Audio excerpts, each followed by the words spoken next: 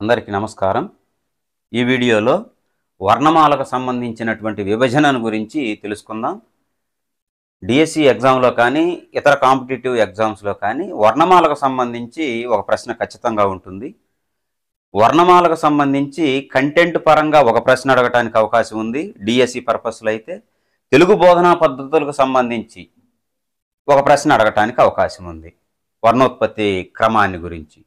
కాబట్టి రెండు ప్రశ్నలు అడగడానికి అవకాశం ఉంది. ఒక ప్రశ్న అయితే ఖచ్చితంగా ఉంటుంది.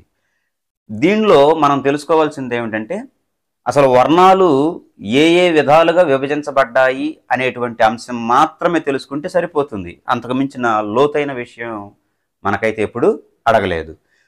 బాలవ్యాకరణకర్త చిన్నయ్య సూరి తన బాలవ్యాకరణంలో తెలుగు భాషకు 56 అక్షరములు అని చెప్పారు. 56 అక్షరాలను 3 విధాలుగా వర్గీకరించారు. 1 అచ్చులు, 2 హల్లులు, 3 ఉభయాక్షరాలు. అచ్చులు 16, హల్లులు 37, ఉభయాక్షరాలు 3, మొత్తం 56 అక్షరాలు.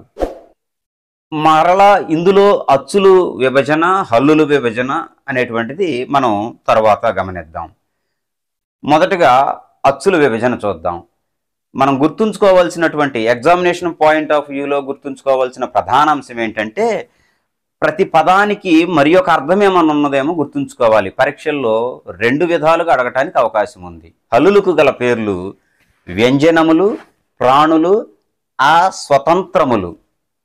అచ్చులు స్వతంత్రములైతే హల్లులు అస్వతంత్రములు. ఆ నుండి అవ్ వరకు ఉన్నటువంటి 16 అక్షరాలను అచ్చులు అంటారు. కా నుండి హా వరకు లేదా బండిరా వరకు ఉన్నటువంటి అక్షరాలను హల్లులు అంటారు. ప్రతి హల్లు ఒక అచ్చుతో కూడి ఉంటుంది. అచ్చు లేకుండా ఏ హల్లు ఉండదు.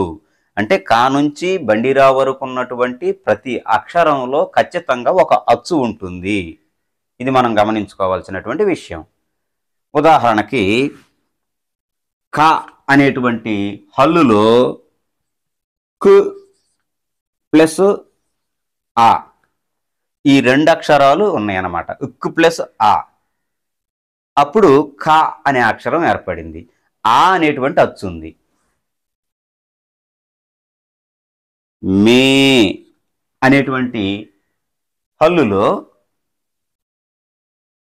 ము ప్లస్ ఏ, దీనిలో ఉన్నటువంటి అచ్చు.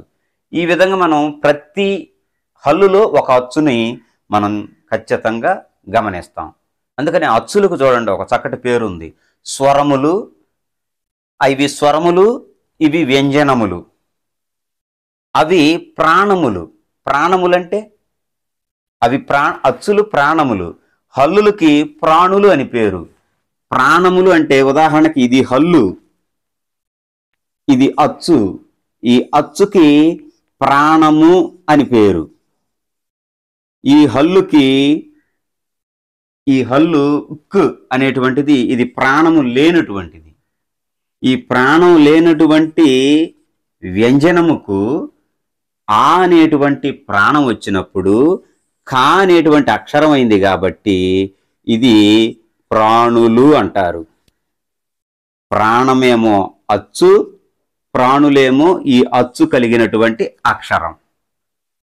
ప్రాణం, ప్రాణులు. ఉదాహరణకి మనకు అర్థమయ్యేటట్టు చెప్పుకోవాలనుకుంటే హల్లులన్నీ శవాలు వంటివి. వాటిల్లోకి ప్రాణం వస్తే, వాటిల్లోకి అచ్చు వస్తే, వాటికి ప్రాణం వచ్చినప్పుడు అవి జీవులు అవుతాయి. అవి ప్రాణులు అంటారు. కాబట్టి హల్లులన్నీ ప్రాణులు, అచ్చులు ప్రాణములు. ఈ అంశాన్ని గుర్తుంచుకోండి. మరొక విషయం ఏమిటంటే, అచ్చులు స్వతంత్రములు.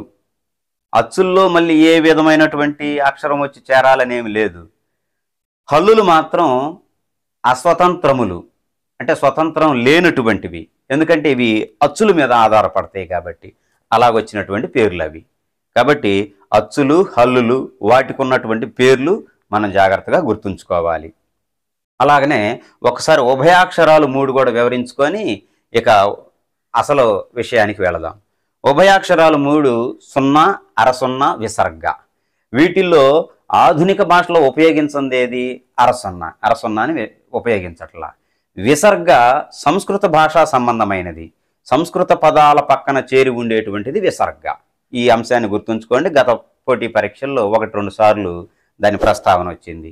సున్నాకి అనుస్వారము అని పేరు, పూర్ణ బిందువు అని పేరు. అరసున్నాకి అర్ధానుస్వారము, అర్ధ బిందువు. పూర్ణానుస్వారం అన్నా, పూర్ణ బిందువు అన్నా, అనుస్వారం అన్నా సున్నానే. అర్ధానుస్వారం అన్నా, అర్ధ బిందువు అన్నా, ఖండ బిందువు అన్న అరసున్నానే. అరసున్నా గ్రాంధిక భాషలో ఉపయోగిస్తారు, ఆధునిక భాషలో ఉపయోగించరు. ఉదాహరణకి సరళాదేశ సంధిలో, గసడదవాదేశ సంధిలో, ఇలాంటి సంధుల్లో ఉపయోగించేటువంటి పదం అన్నమాట అరసున్నా అనేటువంటిది. అలాంటి సంధులలో ఉపయోగించేటువంటిది. ఉదాహరణకి తల్లి తండ్రి ఉంది. తల్లి ప్లస్ తండ్రి కలిపినప్పుడు తల్లి దండ్రి అంటాం. అప్పుడు దాని ముందు దండ్రి అని రాస్తూ దాకు ముందు అరసున్నా ఉంటుంది. అంటే కచ్చటి దెబ్బలు గజడి దెబ్బలుగా మారినవి అని సూచించడం కోసం ఉపయోగించేటువంటిది అరసున్నా. ఇప్పుడైతే దాన్ని ఉపయోగించడం లేదు. కాబట్టి ఈ అంశాలు గుర్తుంచుకోండి. సున్నాకు పేర్లు, అరసున్నాకు పేర్లు. అరసున్నాని గ్రాంధిక భాషలో ఉపయోగించేవాళ్ళు, విసర్గని సంస్కృత భాషలో ఉపయోగిస్తారు, సంస్కృత భాషా పదాల పక్కన ఉపయోగిస్తారు. ఇది ప్రాథమిక సమాచారం. పరీక్షా విధానంలో మరికొన్ని ప్రశ్నలను ఈ విధంగా అడుగుతున్నాడు. ఒకసారి ఈ పద్ధతిని గమనిద్దాం.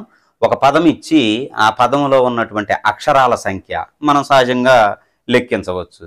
అక్షరాల సంఖ్య, ధ్వనుల సంఖ్య, వ్యంజనముల సంఖ్య అని ఇదొక విధానం ఉంది. ఉదాహరణకి విద్య అనే పదంలో మొత్తం అక్షరాల సంఖ్య 2.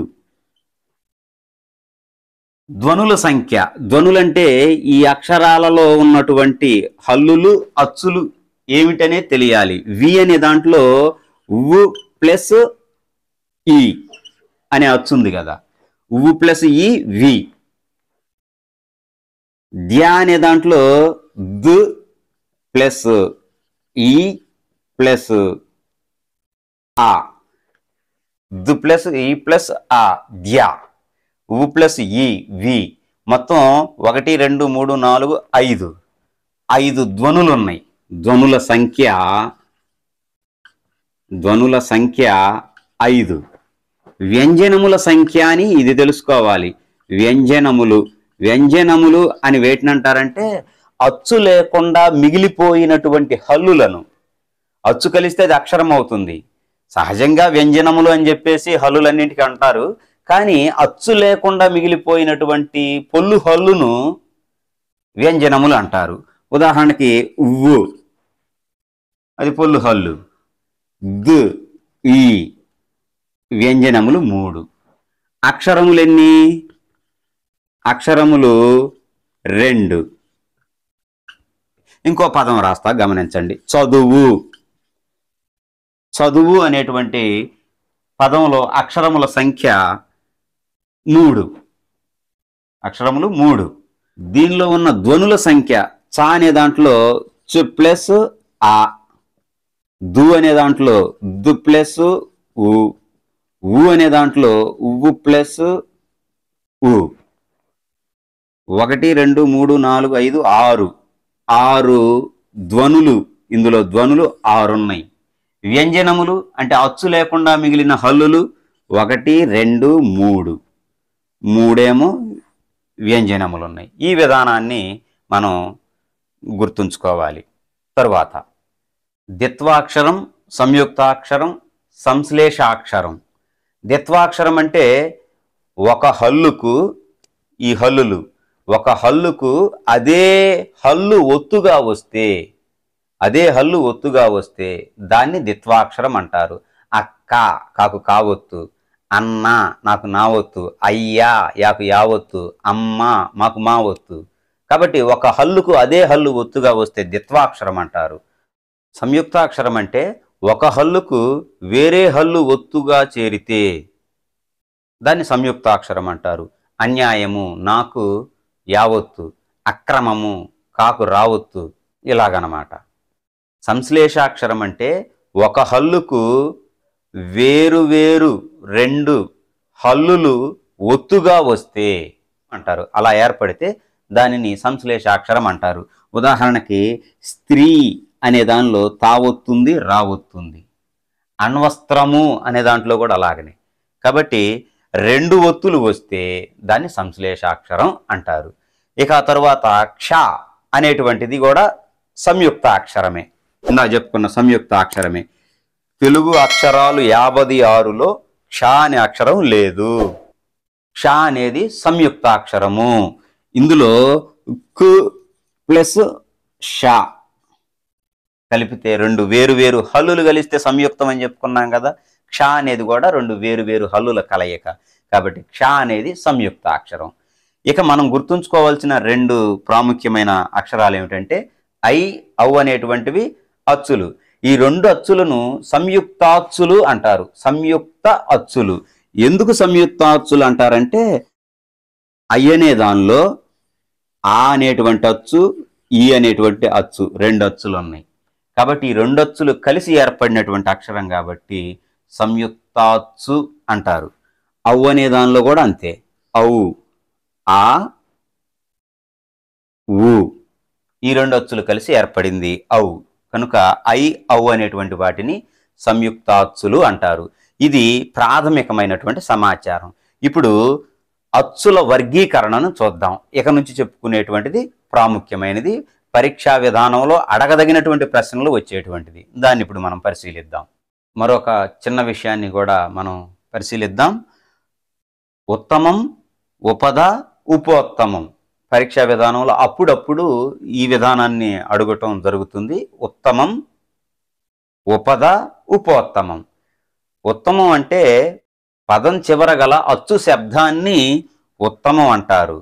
దాని ముందున్నటువంటి అంటే ఉత్తమానికి ముందున్నటువంటి అచ్చు ఉపద, ఉపదకు ముందున్న అచ్చు ఉపోత్తమం. పదం రాస్తే ఇంకా స్పష్టంగా అర్థమవుతుంది. ఉదాహరణకి రామ పదం ఇది.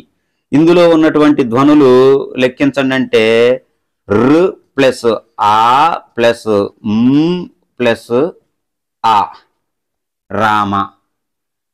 దీనిలో చివరి అచ్చు ఉంది కదా, దీన్ని ఉత్తమం అంటారు. ఉపద అంటే ఈ ఉత్తమానికి ముందున్నటువంటి అచ్చు, ముందున్నటువంటిది. ఉపోత్తమం అంటే ఈ ఉపదకు ముందున్నటువంటిది. గుర్తుంచుకోండి, ఉత్తమం, ఉపద, ఉపోత్తమం. ఉత్తమం అంటే చివరి అచ్చు, ఆ అచ్చుకు ముందున్నటువంటిది ఉపద, ఉపదకు ముందున్నది ఉపోత్తమం. ఇది ఒకటి గమనించండి.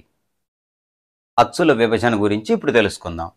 అచ్చులు ప్రధానంగా హ్రస్వాలు, దీర్ఘాలు, ప్లుతములు అని 3 విధాలు. అచ్చులు హ్రస్వాలు, దీర్ఘాలు. హ్రస్వము అంటే ఏకమాత్రా కాలంలో పలుకబడినవి అని అర్థం.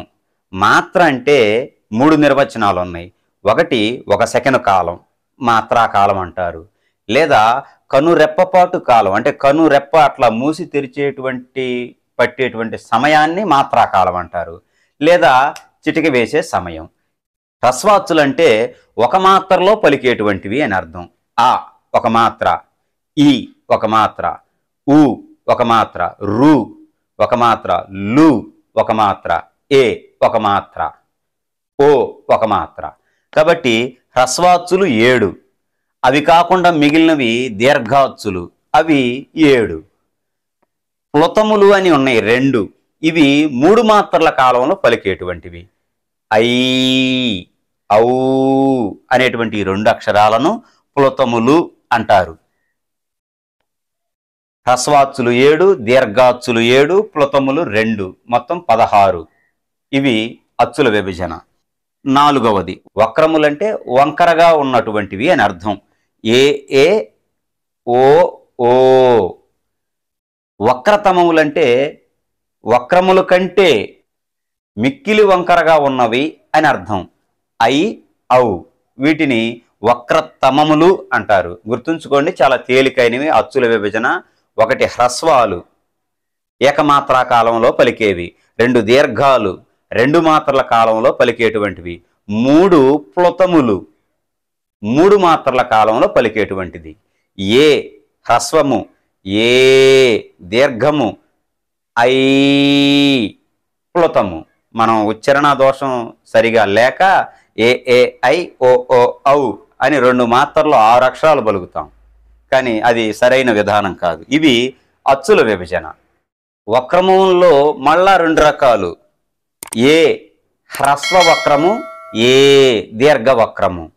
ఓ హ్రస్వము, ఓ దీర్ఘ వక్రము. వక్రతమములు ఐ ఔ ఇవి 3 మాత్రల కాలంలో పలికేటువంటివి. ఇది అచ్చుల విభజన. తర్వాత హల్లుల విభజన. హల్లుల విభజన చాలా చాలా ముఖ్యమైనది. పరీక్షల్లో అధికంగా అడిగినటువంటి విభాగం ఏదన్నా ఉందంటే హల్లుల విభజనలోనే. అంటే హల్లుల విభజనలో పరుషాలకు మరి ఒక పేరు, సరళాలకు మరి ఒక పేరు, ఇలాగా ఇతర పేర్లను కూడా ఖచ్చితంగా తెలుసుకొని ఉండటం అనేటువంటిది ముఖ్యమైనటువంటి విషయం. హల్లుల విభజన ఇక్కడ ఇచ్చినటువంటి పట్టికలో హల్లులు 5 చొప్పున విభజించడం జరిగింది. చ జ అనేటువంటి 2 అక్షరాలు ఆధునిక కాలంలో ఉపయోగించడం లేదు. పైన అచ్చుల్లో లు లు అనేటువంటి వాటిని కూడా వినియోగించడం లేదు. ఈ 5 అక్షరాల చొప్పున ఉన్నటువంటి క్రిందకి 5 పక్కకు 5 క్రిందకి ఉన్నటువంటి ఈ 5ంటిని ఒక్కొక్క అక్షరం పేరుతో ఆ వర్గం అని చెబుతారు. ఉదాహరణకి క వర్గం అన్నాం అనుకోండి, క ఖ గ ఘ ఇన్య. చ వర్గం అన్నాం అనుకోండి, చ చ జ ఝ ఇణి. టా వర్గం అంటే ఠా ఠా డా డా నా, ఇలాగనమాట. పైన 1 2 3 4 5 వేసి ఉన్నాయి. అవి అక్షరాలు. కా వర్గంలో ప్రథమాక్షరం ఏంటంటే ఖ, తృతీయాక్షరం ఏంటంటే గ, పంచమాక్షరం ఇణి. కాబట్టి ప్రతి వర్గంలో ఉన్నటువంటి అక్షరాలు తెలియాలి. ప్రథమాక్షరం, ద్వితీయాక్షరం, తృతీయాక్షరం, చతుర్థాక్షరం, పంచమాక్షరాలు. ప్రతి వర్గంలో ఎన్నో అక్షరం అనేది తెలియాలి. ఇప్పుడు మనం 1వది చూద్దాం. ప్రతి వర్గంలో ఉన్నటువంటి ప్రథమాక్షరాలకు పరుషాలు అని పేరు. ప్రతి వర్గంలో ఉన్న ప్రథమాక్షరాలు ఏమిటి? క చ ట త ప. పాతో ఎండైతే అది పరుషాలు, అదే ముద్దు గుర్తు. క చ ట త ప ప, పాతో ఎండయ్యాయి పరుషాలు. అది మొదటి అక్షరాలు. వర్గ తృతీయ అక్షరాలు ఉన్నాయి, 3వ అక్షరాలు గ జ డ ద బ. వాటిని సరళాలు అంటారు. సరళాలంటే సరళంగా తేలికగా పలుకుబడినవి అని అర్థం. పరుషాలంటే పరుషంగా. పరుషం అంటే ఏంది? కఠినం. పరుషంగా మాట్లాడొద్దు అంటాం కదా. కఠినంగా పలుకుబడినవి పరుషాలు. క చ ట త ప ప పరుషాలు, గ జ డ ద బ సరళాలు. ఇక వర్గ పంచమాక్షరాలు ఉన్నాయి, అంటే 5వ అక్షరాలు. వాటిని అనునాసికాలు అంటారు. నాసికం అంటే ముక్కు, అనునాసికం అంటే ముక్కు సహాయము చేత ముక్కును అనుసరించి పలికేటువంటి అక్షరాలు. జ్ఞ ఇణి నా నా మా, ఈ 5ంటిని అనునాసిక అక్షరాలు అని అంటారు. ఇది ప్రాథమికమైన సమాచారం. అయితే ఇక్కడ మనం ఒక విషయాన్ని గుర్తుంచుకోవాలి. పరుషాలకి మరి ఒక పేరుంది. ఉదాహరణకి పరుషాలని వర్గ ప్రథమాక్షరాలను ఏమంటారు అంటే పరుషాలు అంటారు. వర్గ తృతీయాక్షరాలను ఏమంటారు అంటే సరళాలు అంటారు. గజడ దెబ్బలకు ఏమని పేరు అంటే సరళాలు. కచట తప్పలకు ఏమని పేరు అంటే పరుషాలు. ఇవి కాకుండా వీటికి మరొక పేరు ఉంది, అది అత్యంత ప్రాముఖ్యమైనది. నేను ఒకసారి ఆ పేరు రాస్తాను, గమనించండి. పరుషాలకి శ్వాసాలు అని పేరు. పరుషాలకి శ్వాసాలు అని పేరు. సరళాలకి నాదాలు అని పేరు. చాలా ముఖ్యమైనది. పరుషాలకి శ్వాసాలని పేరు, సరళాలకి నాదాలు అని పేరు. మనం ఎగ్జామినేషన్ పాయింట్ ఆఫ్ వ్యూలో దీన్ని మర్చిపోవచ్చు. కానీ ఎక్కువ సార్లు శ్వాసాలు ఏంటి, నాదాలు ఏంటి ఇలాగ అడిగినప్పుడు పరుషాలు సరళాలంటే ఇందాక చెప్పినట్లు కా చ ట త ప ప పరుషాలు ఈ 5 అని గుర్తుపెట్టుకుంటాం. మిగిలినవి గజడ దెబ్బలు సరళాలని తెలుస్తుంది. కానీ శ్వాసాల నాదాలు అన్నప్పుడు ఏది శ్వాస అక్షరమో ఏది నాదాక్షరమో తెలియదు. కాబట్టి ఈ 2 పేర్లను గుర్తుంచుకోవడానికి ఒక చిన్న కోడు. రోబో సినిమాలో హీరోయిన్ పేరు సన. హీరోయిన్ పేరు సన. సనాకి పాశం అంటే ఇష్టం, ఇది కోడు. సనాకి పాశం ఇష్టం, పాశం అంటే ఇష్టం. సన సా అంటే సరళాలు, నా అంటే నాదాలు.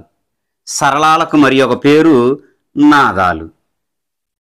పాశం అంటే ఇష్టం, పా అంటే పరుషాలు, శ అంటే శ్వాసాలు. ఈ కోడ్ గుర్తుంచుకుంటే ఇది అడిగినప్పుడు మనకు ఎలాంటి కన్ఫ్యూజన్ ఉండదు. సనాకి పాశం అంటే ఇష్టం, అంతే. వర్గ ప్రథమాక్షరాలకు పరుషాలని పేరు, పరుషాలకు మరి ఒక పేరు ఏంటంటే శ్వాసాలు. వర్గ తృతీయాక్షరాలకి సరళాలని పేరు, సరళాలకు మరి ఒక పేరు ఏమిటంటే నాదాలు. వర్గ పంచమాక్షరాలకు అనునాసికాలు అని పేరు. ఆ తర్వాత వర్గ యుక్కులు, ఇది చాలా చాలా ముఖ్యమైనది. గత డిఎస్సిలో ఎక్కువ ప్రశ్నలు అడిగింది ఏమిటంటే వర్గ యుక్కులు, మహాప్రాణాల మీద. వర్గ యుక్కులకు సంబంధించి యుక్కు అంటే జత అని అర్థం. యుక్కు అంటే జత అని అర్థం. వర్గ యుక్కు, వర్గం అంటే తెలుసు కదా, ఆంగ్లంలో స్క్వేర్ అంటాం వర్గం అంటే. వర్గ యుక్కులు అంటే ప్రతి వర్గం యొక్క ద్వితీయాక్షరాలు, చతుర్థి అక్షరాలు 2, 4 సంబంధించిన అక్షరాలను వర్గ యుక్కులు అంటారు. ఇవి ఒత్తు కలిగిన అక్షరాలు. ఈ ఒత్తున్న అక్షరాలకే మహాప్రాణాలు అని పేరు. మహాప్రాణాలు అంటే అధికమైనటువంటి శ్వాసతో పలకబడేటువంటివి. వీటిని పలికేటప్పుడు శ్వాస అధికంగా ఉపయోగించాలి కాబట్టి మహాప్రాణాలు అంటారు. అవి కాకుండా మిగిలినటువంటివన్నీ కూడా అల్ప ప్రాణాలే. ఒకటి మహాప్రాణాలు, మిగిలినవి అల్ప ప్రాణాలు. ఆ మిగిలినటువంటి 1, 3, 5 అక్షరాలు ఉన్నాయిగా, వర్గ ప్రథమాక్షరాలు, వర్గ తృతీయాక్షరాలు, వర్గ పంచమాక్షరాలు. ఆ మూడింటిని అల్ప ప్రాణాలు అంటారు. 2, 4 అక్షరాలను మహాప్రాణాలు అంటారు. ఇంతవరకు ఈ పట్టిక యొక్క వివరణ. ఈ పట్టికలో వచ్చినవి మరి ఒకసారి గుర్తు చేస్తున్నాను, గమనించండి. పరుషాలు వర్గ ప్రథమాక్షరాలకు పరుషాలని పేరు, కచట తపలో వాటినే శ్వాసాలు అంటారు. వర్గ తృతీయాక్షరాలకు సరళాలు అని పేరు, వాటినే నాదాలు అంటారు, అవి గజడ దబలు. అనునాసికాక్షరాలు పంచమాక్షరాలు. వర్గ యుక్కులు 2, 4 ఒత్తు కలిగినటువంటి అక్షరాలు, వాటిని వర్గ యుక్కులు అంటారు, వాటినే మహాప్రాణాలు అంటారు. అవి కాకుండా మిగిలిన 3 అల్ప ప్రాణులు. ఇంతవరకు ఆ పట్టిక. ఆ తర్వాత వీటి వర్గీకరణ చూద్దాం. యా నుంచి హా వరకు ఉన్నటువంటివి నేను సౌలభ్యం కోసం రాశాను. ఇది యా, రా, బండిరా, లా, లా, వా, శా, సా, హా. తరువాత అంతస్తాలు. అంతస్తాలు అంటే అంగిలి సహాయం చేత పలుకబడేవి. అంగిలి సహాయం చేత పలికేటువంటి అక్షరాలను అంతస్తాలు అంటారు. ఈ యా నుంచి హా వరకు ఉన్నటువంటి వాటిని 2 భాగాలుగా చేసుకుంటే వా వరకు యా, రా, బండిరా, లా, లా, వా అంతవరకు అంతస్తాలుగా మనం చెప్పుకోవచ్చు. ఆ తర్వాత ఓష్మాలు. ఓష్మాలు అంటే ఓష్మం అంటే ఓదటం, ఊది పలుకబడేటువంటివి. పాము బొసు కొట్టినట్లుగా ఈ అక్షరాలు పలికేటప్పుడు ఊది పలుకుతాం కాబట్టి ఓష్మాలు అంటారు.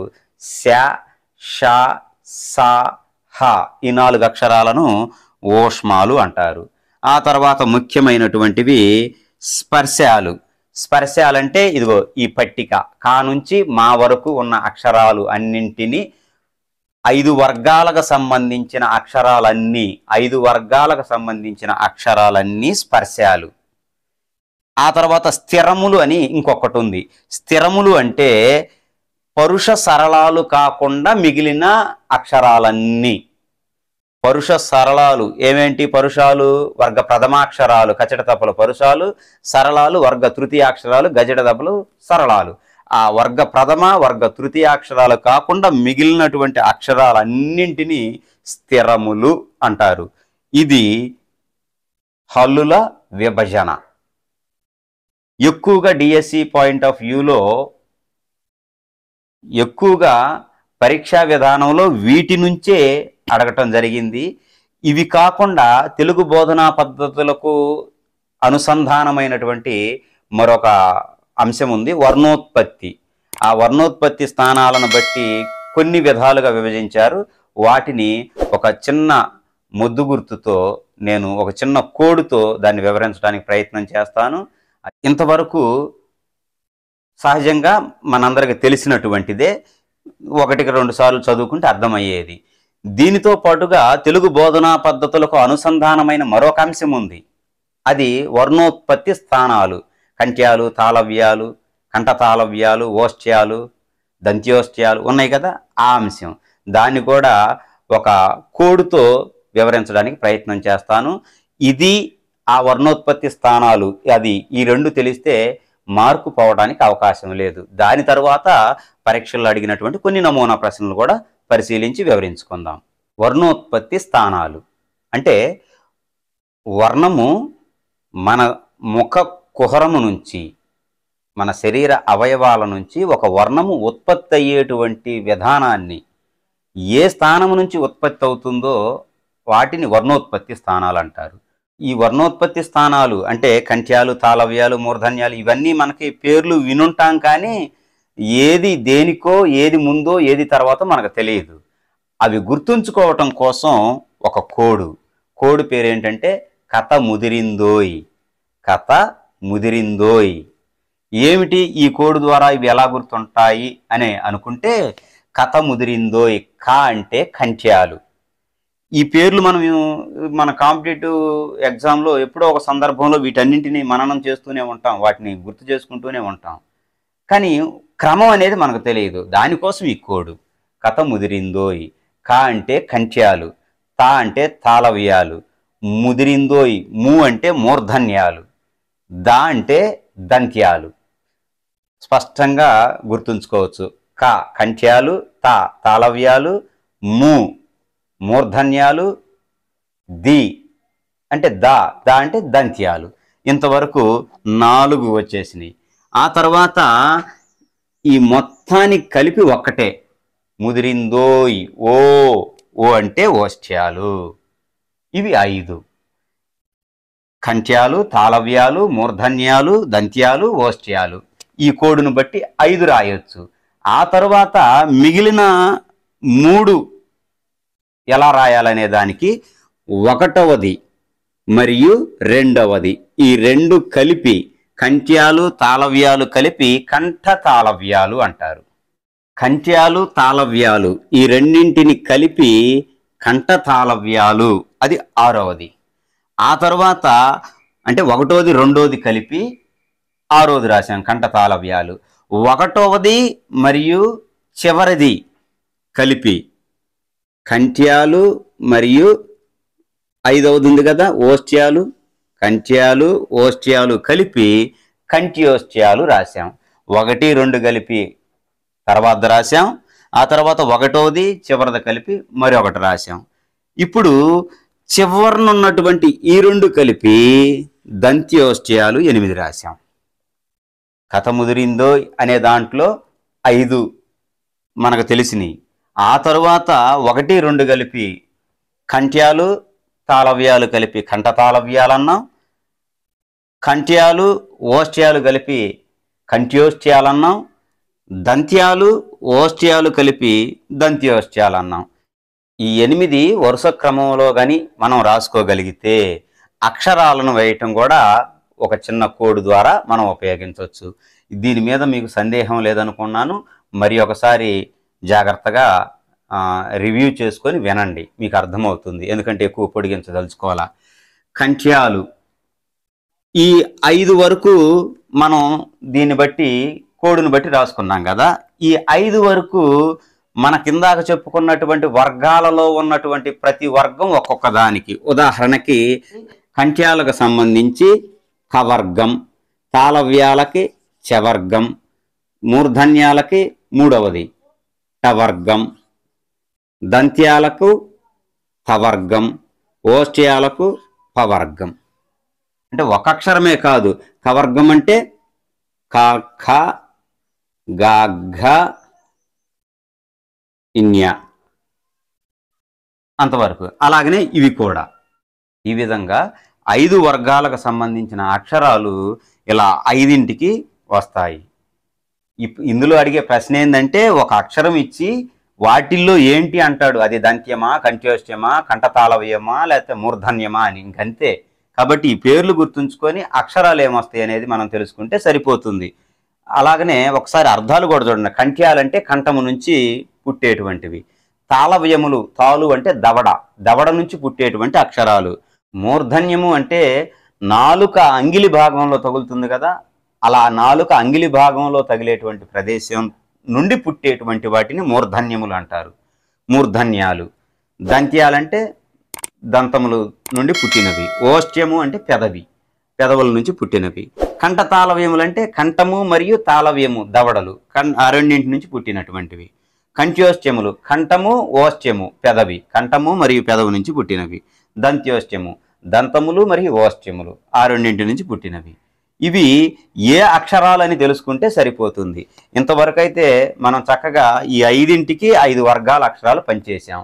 ఇప్పుడు మనం పంచాల్సినటువంటిది ఏంటంటే ఇవి పనిచేసాం, అచ్చుల్లో ఎలా పంచాలో చూద్దాం.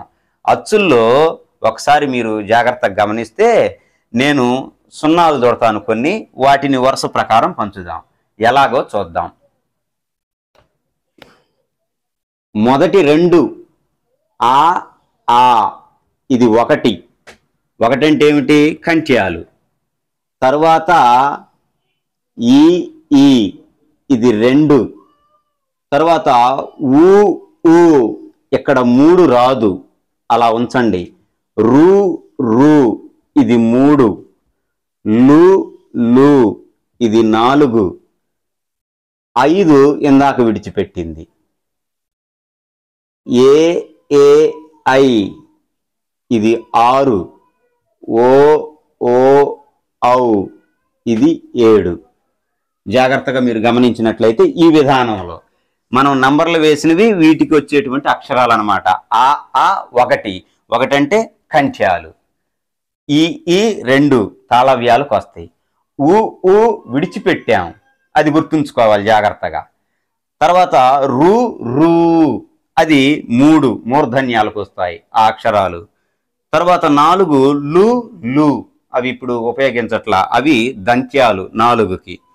4 తర్వాత మనం విడిచిపెట్టాం కదా 5 ఊ అవి 5 ఓష్ట్యాలకు వస్తాయి. తర్వాత 6 ఐ అవి కంఠ తాళవ్యాలకు వస్తాయి. రాద్దాం. ఐ కంఠ తాళవ్యాలు. కంఠ్యోష్ట్యాలకు వచ్చేసరికి 7 ఔ ఇవి కంఠ్యోష్ట్యాలు.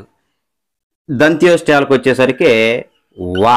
ఈ అక్షరాన్ని చాలా జాగ్రత్తగా గుర్తుంచుకోండి. ఒకే ఒక అక్షరం వా, దంత్యోష్ట్యము అంటారు దాన్ని. అచ్చులను పంచాము. ఇప్పుడు హల్లుల విషయంలో ఎలా హల్లులు ఏ హల్లులు వీటికి చెందినవో ఒకసారి పరిశీలిద్దాం.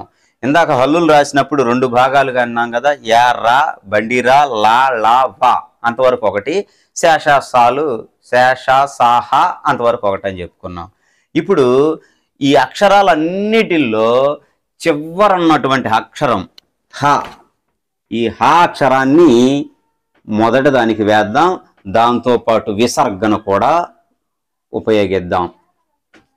అది తరువాత ఇది 1 అయిపోయింది. ఇక దీనిలోని మొదటి అక్షరం, ఈ భాగంలోని మొదటి అక్షరం, ఈ 2 అక్షరాలు 2, యా 1 శా 1, అది రెండవది. తరువాత దీనిలోని 2 అక్షరాలు రా బండిరా 2 1 కింద లెక్కే కాబట్టి దీనిలోని 2 అక్షరాలు, ఎక్కడున్నటువంటి అక్షరం, ఈ 2 కలిపి 3 రా బండిరా. అలాగనే షా నేను 1 రాశాను. తర్వాత ఈ 2 అక్షరాలు, ఎక్కడ మిగిలినటువంటి ఈ అక్షరం, ఇంతవరకు 4. ఏమేంటి? లా అలాగనే సా. 1 అక్షరం రాసినా పర్వాలేదు. లా సా. ఇక మిగిలింది ఏమిటి? వా. వా అనేటువంటిది మిగిలింది. ఇంకా మిగిలినటువంటిది 1 అక్షరమే వా. ఆ వా అనేటువంటి దాన్ని చివరి అక్షరంగా వేద్దాం. ఇది వర్ణోత్పత్తి స్థానాలు అయినటువంటి కంఠ తాళవ్య మూర్ధన్య దంత్య ఓష్ట్యాలు ఇలాంటి వాటి నుంచి పుట్టేటువంటి అక్షరాల విభజన. ఇది కొంచెం కష్టంగాను ఇబ్బందిగాను ఉండొచ్చేమో, కానీ ఒకటికి 2 సార్లు ఆ విభజించిన విధానాన్ని ఆలోచిస్తే తేలిగ్గా ఉంటుంది. కథ ముదిరిందోయ్ అనేటువంటి కోడ్ రాసుకోగలిగితే కంఠ్యాలు, తాళవ్యాలు, మూర్ధన్యాలు, దంత్యాలు, ఓష్ట్యాలు ఈ 2 కలిపి కంఠతాళవ్యాలు, 1, 2 కలిపి 1వదను 5వది కలిపి కంఠ్యోష్ట్యాలు, 4, 5 కలిపి దంత్యోష్ట్యాలు, మొత్తం 8 అయినాయి. ఈ 8ంటికి అక్షరాలు పంచే విధానం తెలుసుకోవాలి. నేను మొదట హల్లులను పంచాను, మీరు అచ్చులనైనా పంచుకోవచ్చు. ఆ తర్వాత హల్లులు, ఆ తర్వాత మిగిలినటువంటి అక్షరాలు. ఆ సీక్వెన్స్ ఏవేవి ఎలా పంచామనేది మీకు తెలిస్తే ఇది చాలా ముఖ్యమైనది. కొంచెం మనసు పెట్టి మాత్రమే చేయగలిగింది, ఎందుకంటే అందరూ చేయలేంది. ప్రతి సంవత్సరం జరిగేటువంటి సెట్ స్టేట్ ఎలిజిబిలిటీ టెస్ట్ కానీ, నెట్ నేషనల్ ఎలిజిబిలిటీ టెస్ట్ కానీ, ఈ 2 పరీక్షల్లో దీని మీద ప్రశ్న లేకుండా ఒక్కనాడు కూడా ప్రశ్నాపత్రం రాలేదు. అంత ప్రాముఖ్యమైంది. దీని నుంచి ప్రశ్న వస్తే పోకూడదు అని అనుకుంటే ఈ పద్ధతి కొంచెం తేలికైందని నేను అనుసరించిన పద్ధతిగా దీన్ని తెలియజేయాలని అనుకున్నాను అన్నమాట. కాబట్టి ఇది వర్ణోత్పత్తి స్థానాల యొక్క వివరణ. ఇప్పుడు గత పరీక్షల్లో అడిగినటువంటి ఈ వర్ణమాలకు సంబంధించినటువంటి అంశం మీద గత పరీక్షల్లో అడిగినటువంటి కొన్ని నమూనా ప్రశ్నలను చూసి ఈ వీడియో ముగిద్దాం. గత డిఎస్సిలో అడిగినటువంటి ఈ 2 ప్రశ్నలను ఒకసారి పరిశీలిద్దాం. 1, క్రింది వాటిలో సత్యాలను గుర్తించండి. సత్యాలను అంటే సరైనటువంటి జవాబు, కరెక్ట్ అనమాట, ట్రూత్ ఏదనేటువంటిది.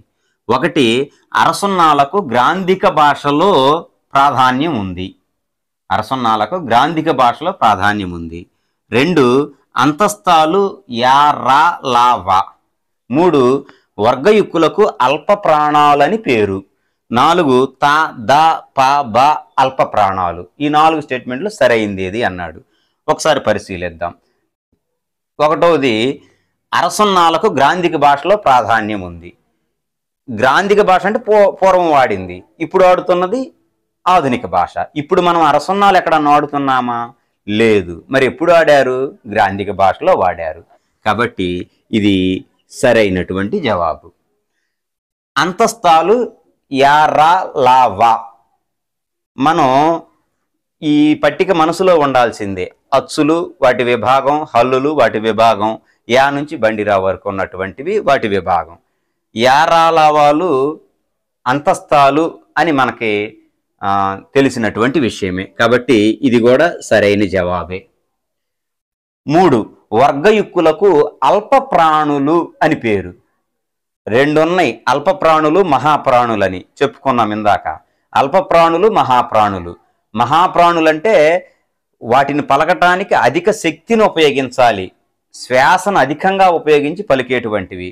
వర్గ ద్వితీయాక్షరాలు, వర్గ చతుర్థి అక్షరాలు. 2వ వర్గం, 4వ వర్గం ఖ, ఛ, ఠ, థ, ఫ ఇవి.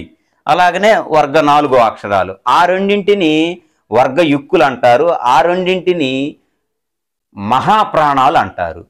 కానీ ఇక్కడ వాటిని అల్ప ప్రాణాలు, తేలికగా పలికేటువంటివి, పెద్ద కష్టపడకుండా శ్వాస గట్టిగా అనకుండా పలికేవంటి అని అంటున్నాడు. మనకు వర్గయుక్కులు ఏంటియో తెలిస్తే ఇది సరైందో కాదో మనం నిర్ణయించుకోవచ్చు. వర్గయుక్కులు, యుక్ అంటే జత, వర్గం అంటే చెప్పుకున్నాం కదా స్క్వేర్ అని. 2, 4, 6 మనకు 5 దాకే ఉన్నాయి కాబట్టి 2, 4. కాబట్టి వర్గయుక్కులు అల్ప ప్రాణులు కావు, అవి మహాప్రాణులు. ఇది తప్పు. తా, దా, పా, బా అల్ప ప్రాణులు. అవి కాకుండా మిగిలినవన్నీ అల్ప ప్రాణులు అని చెప్పుకున్నాం. కాబట్టి ఇది సరైనటువంటిది. ఆ, ఆ, ఈ ఇది సరైన జవాబు. ఎక్కడుంది ఆప్షన్లో? 3 ఇది సరైన జవాబు. మరొక ప్రశ్న, క్రింది వానిలో సత్యాలను గుర్తించండి. ఇది కూడా అలాంటిదే. ఆప్షన్స్: 1, తేలికగా పలికే అక్షరాలు అల్ప ప్రాణులు. మనకు పేరులోనే ఉంది, తేలికగా పలికేవి అల్ప ప్రాణులు. మహాప్రాణులు, అల్ప ప్రాణులు వ్యత్యాసం తెలుసుకోవాలి. కాబట్టి ఇది సరైందే. 2, ఖ, ఘ, ఛ అనేవి మహాప్రాణాలు, మనకు తెలిసిందే, ఇది సరైనదే. అల్ప ప్రాణాలకే వర్గ యుక్కులని పేరు. అల్ప ప్రాణాలకు వర్గయుక్కులు అని పేరట. వర్గయుక్కులు ఏమేంటి? రెండవ అక్షరాలు ఒత్తక్షరాలున్న 2, 4 అక్షరాలను వర్గ ద్వితీయాక్షరాలు, వర్గ చతుర్థీయాక్షరాలను వర్గయుక్కులు అంటారు. అవి అల్ప ప్రాణుల, మహాప్రాణుల, మహాప్రాణాలు. కాబట్టి అల్ప ప్రాణాలకే వర్గయుక్కులని పేరు అనేటువంటిది తప్పు. కాచట అనేవి అల్ప ప్రాణాలు, అంతే కదా? ఇది రైట్, సరైనది. కాబట్టి ఆ, ఆ, ఈ ఇది జవాబు. ఆప్షన్ 2 ఇది సరైనటువంటి జవాబు. మరి ఒక ప్రశ్న పరిశీలిద్దాం.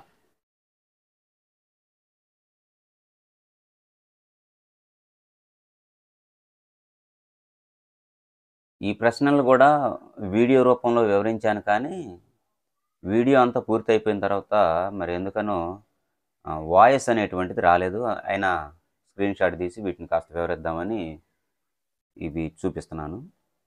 3వ ప్రశ్న, ధ్వని ఉచ్చారణలో గా అనే అక్షరం అంటే గా అనే అక్షరం ఏమంటారు? ఆప్షన్ 1 అల్పప్రాణము, శ్వాసము, కంఠ్యము. 2 అల్పప్రాణము, నాదము, కంఠ్యము. 3 అల్పప్రాణము, నాదము, అనునాసికము. 4 మహాప్రాణము, శ్వాసము, కంఠ్యము. అన్నిటిలో అల్పప్రాణం అనే ఒక పదం వచ్చింది, శ్వాసం వచ్చింది, నాదం వచ్చింది, అనునాసికం వచ్చింది, మహాప్రాణం వచ్చింది. ఇంతకీ గా అనేటువంటిది ఏ అక్షరం? ఒత్తు అక్షరమా? సహజంగా మహాప్రాణాలని వేటినంటాం? వర్గ ద్వితీయ చతుర్థి అక్షరాలు, ఒత్తక్షరాలు కదా. ఒత్తక్షరం కాదు కదా, కాబట్టి ఒత్తక్షరం కాదు కాబట్టి అది మహాప్రాణం కాదు. ఆప్షన్ 4 తప్పు. తర్వాత 3వది చూద్దాం. అల్పప్రాణము, నాదము, అనునాసికము. అనునాసికం అంటే వర్గ పంచమాక్షరాలు కదా, 5వ అక్షరాలు, ముక్కు సహాయం చేత పలుకబడేటువంటివి. కాబట్టి గా అది కాదు. 3వది తప్పు. ఇక 1, 2లో జవాబు. 1, 2లో అల్పప్రాణము వరుషాలని రెండిట్లో ఉంది, కంఠ్యము అని రెండిట్లో ఉంది. శ్వాసము, నాదము. శ్వాసమా నాదమా ఇదే వీడియోలోనే తెలుసుకున్నాం ఏది ఏ పేరు దేనికి చెందుతుందని. సనాకి పాశం అంటే ఇష్టం. సనాకి సా అంటే సరళాలు, సన్నా నా అంటే నాదము అని. సరళాలకు నాదము అని పేరు. సరళాలు ఏంటి? గజడ దబ అనేటువంటి సరళాలు, వాటికి నాదము అని పేరు. కాబట్టి ఆప్షన్ 2లో అల్పప్రాణము, నాదము, కంఠ్యము. కంఠ్యం కూడా చెప్పుకున్నాం కదా దీనికి ముందు, మీరు కాస్త బ్యాక్ ఫార్వర్డ్ చేసి అది కూడా తెలుసుకోవచ్చు. కాబట్టి జవాబు 2. 4వ ప్రశ్న, ఔ ఏ 2 స్వరాలు అవ్యవధానంగా పలకడం వల్ల ఏర్పడిన సంయుక్త అచ్చు? ఔ అనేటువంటిది ఏ 2 స్వరాలంటే అచ్చులు, ఏ 2 స్వరాలు అవ్యవధానంగా అంటే గ్యాప్ లేకుండా పలకడం వల్ల ఏర్పడినటువంటి సంయుక్త అచ్చు ఔ అనేది. ఇదే వీడియోలో కూడా చెప్పుకున్నాం, ఐ, ఔ అనేటువంటివి సంయుక్త అచ్చులని. ఔ అనే దాంట్లో ఉన్న 2 అచ్చులు ఏంటంటే ఆ మరియు ఊ. ఆ రెండింటిని వ్యవధానం లేకుండా పలకడం వల్ల ఔ అనేది ఏర్పడింది అనమాట. ఆ, ఊ, ఔ, ఔ మనం పలికే విధానాన్ని బట్టి కూడా మనం తెలుసుకోవచ్చు. అలాగనే ఈ రెడ్ కలర్లో ఇచ్చినటువంటి ఇవి చదువుకోండి, చాలా ముఖ్యమైనవి, వివరించడానికి అయితే సమయం లేదు. ఈ, ఈ, ఏ, ఏలతో కూడిన చ, జాలు తాళవ్యాలు చాలా ముఖ్యమైనటువంటిది. 2015 డిఎస్సిలో అడిగినటువంటి ప్రశ్న ఇది. ఆ, ఆ, ఊ, ఊ, ఓ, ఓలతో కూడిన చాజాలు దంత్యాలు. తాళవ్యాలు, దంత్యాలు ఇవి ప్రత్యేకమైనటువంటివి అన్నమాట, గతంలో చెప్పుకున్నటువంటివి విధానం కాకుండా. ఉదాహరణ పరీక్షలు ఎట్లా ఇస్తాడంటే, చిలుక అనే పదము చి అనేటువంటిది ఏమిటి అంటాడు. చిలుక అంటే చ అనే దానికి ఈ అనేటువంటి అచ్చుతో కూడి ఉంది, కాబట్టి అది తాళవ్యాలు.